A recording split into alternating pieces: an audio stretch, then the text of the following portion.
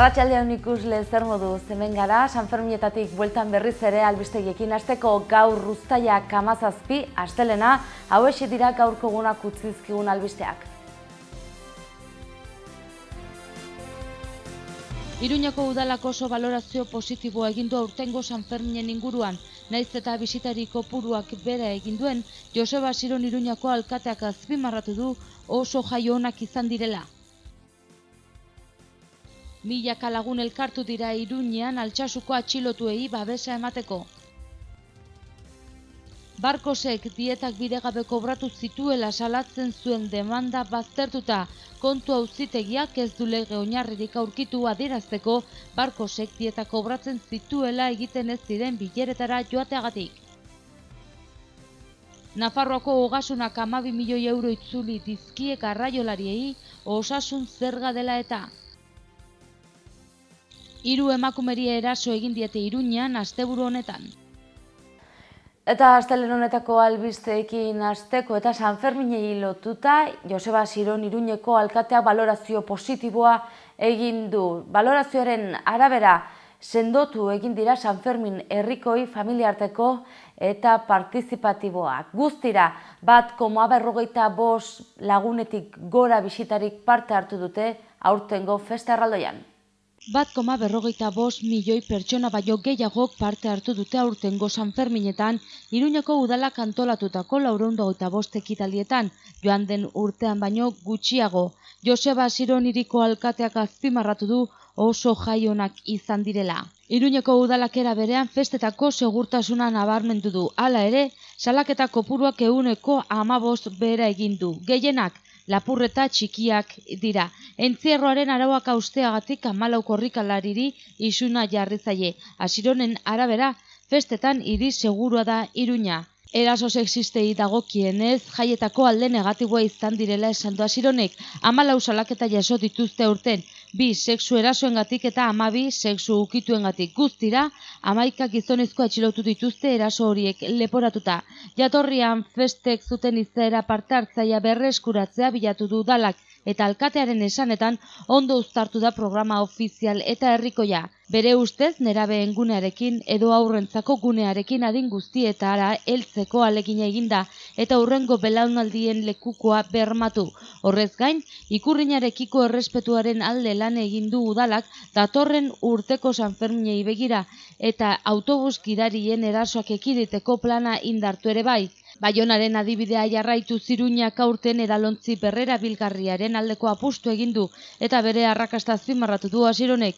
Guztira, 1054 tona zabor jaso dira, iaz baino 0,7 gutxiago. Garraio publikoaren erabilera 5% hazi dela gaineratu du Sironek.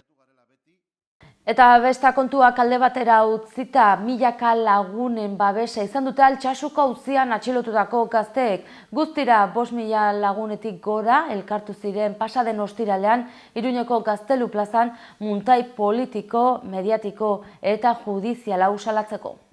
Altsasun Guardia Zibilei jotzeagatik atxilotu dituzten lagunen aldeko elkarretaratze jendetsua hartu du Iruñak Sanferminen azkeneko egunean. 2016ko urriaren 15ko gertakari harengatik 375 urteko kartzela zigorra eskaera pilatzen dute atxilotuek eraso terrorista leporatuta. Izan ere, Auzitegi Nazionaleko fiskaltzak 62 eta 12 urte arteko kartzela zigorrak eskatu zituen 8 auzipetuen aurka.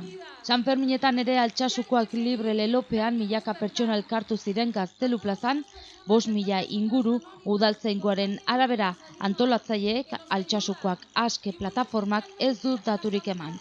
Atxilotuen gurasoak izan dira pankarta utzi dutenetako batzuk eta peinek Joseba Siron alkateak, Patxi Zabaleta Aralarrekoak eta EH Bilduko eta Geroa Baiko kargudun ugarik parte hartu dute ekitaldean. Eta politika kontuak izpide gaurkoan ere Uxue Barkosek dietak bidegabe kobratzen zituela salatzen zuen demanda baztertu egin dute. Kontu auzitegiak ezetsi du Justitia et Veritas elkarteak Uxue Barkos Nafarroako presidentearen aurka jarri zuen salaketa. Iruñeko zinegotzi izan zenean dietak bidegabe kobratzea leporatu zion talde horrek Barkosi.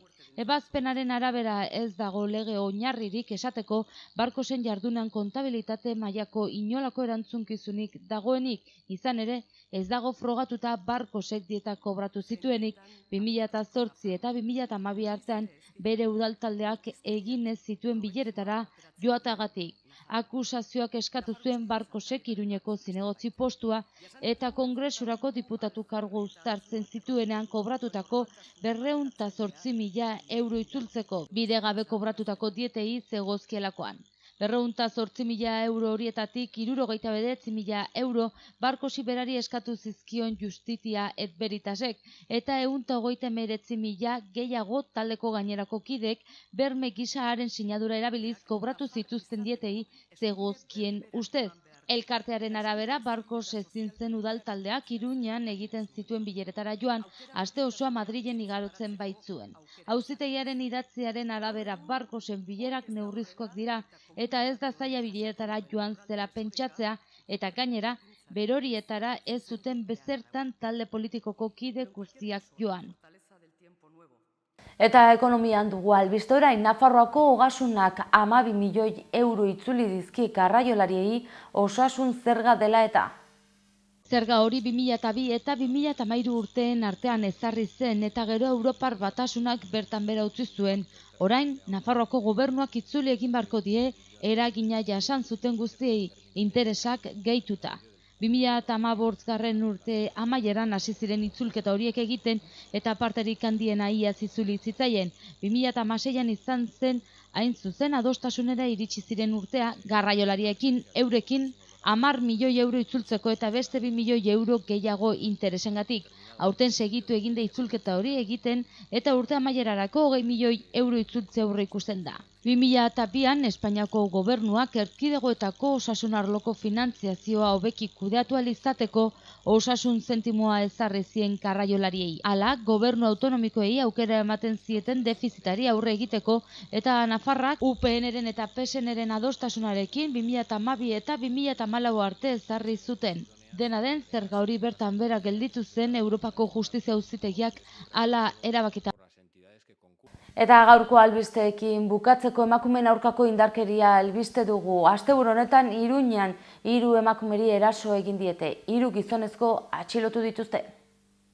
Iruñeko udaltzaingoak 3 pertsona atxilotu ditu asteburuan bikotekidei edo bikotekide hoiei eraso egin izana leporatuta.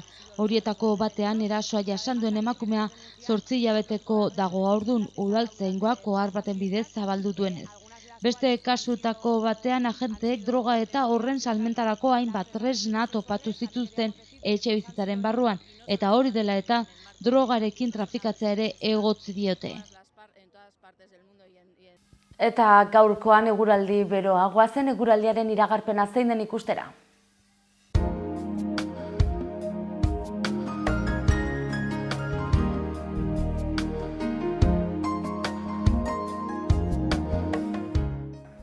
Gaurkoan uztailak 17, egun eguzkitsua orokorrean Nafarroa osoan.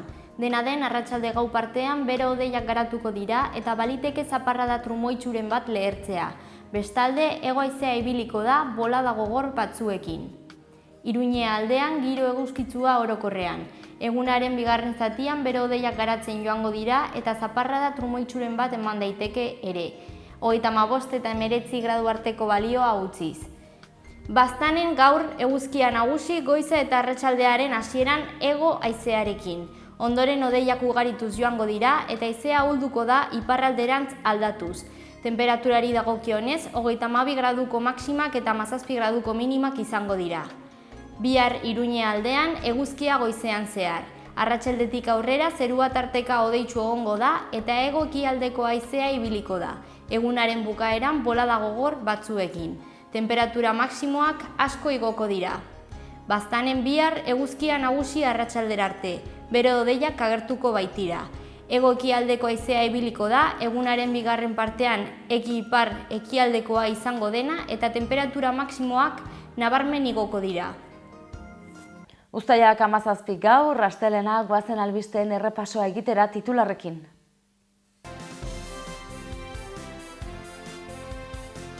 Iruñeko udalak oso balorazio positiboa egin du aurtengo Sanferminen inguruan, naiz eta bisitari kopuruak bera egin duen, Joseba Siron Iruñako alkateak azpimarratu du oso jaio onak izan direla.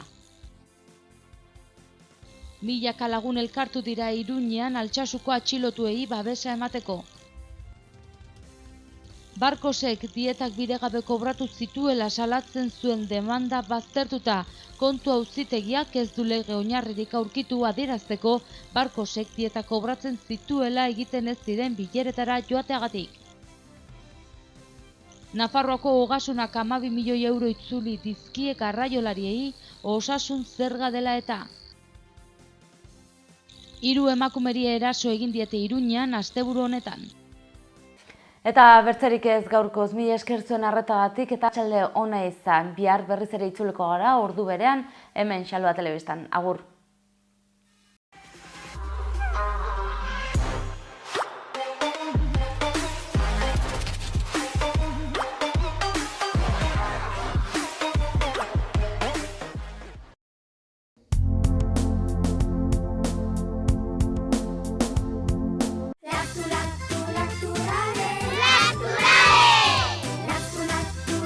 Laktu jogurta, astindu eta edan.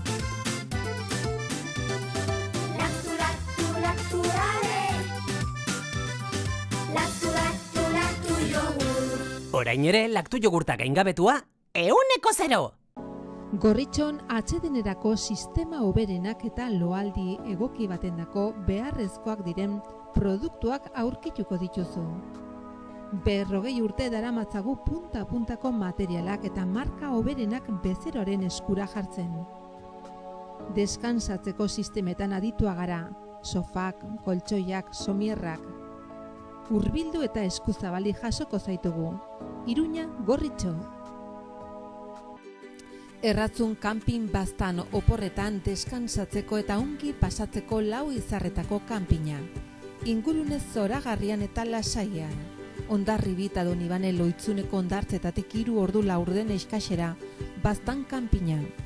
100 metro kuadroko 150 partzel esiak eta itzalarekin, argindarra eta ura zornitutakoak. Heldu eta umentzako 2 igerileku, jolastoki, ostatu, jatetxe, supermerkatu, padel pista, squash, petaka eta ping-pong. Mediku zerbitzu 150 metrotara erratzu herrian bertan. Erratzun baztango bihotzean baztan kanpina. Gipuzkoako Tolosaldean, Leaburu herrian, inguru aldapatsu bezain politean kokatua dago Mahala baserria. Bertan ekoiztu eta elaboratzen dira hainbat esneki eta txerriki, hasigazta eta jogurretatik eta txorizo eta urdaiazpiko onduetaraino. Baserritik bezeroaren ganaino zuzenean iristen dira produktuak, modu naturalean eginak dira. Beraz, benetan, produktu osasuntsuak konsumitzeko aukera ematen du Mahalak, eta goxo-goxoa gainera. Jan Baserritik. Gure lurreko larre gozotik, nator zuzenean, zuretzat esneki bihurturik modu naturalenean.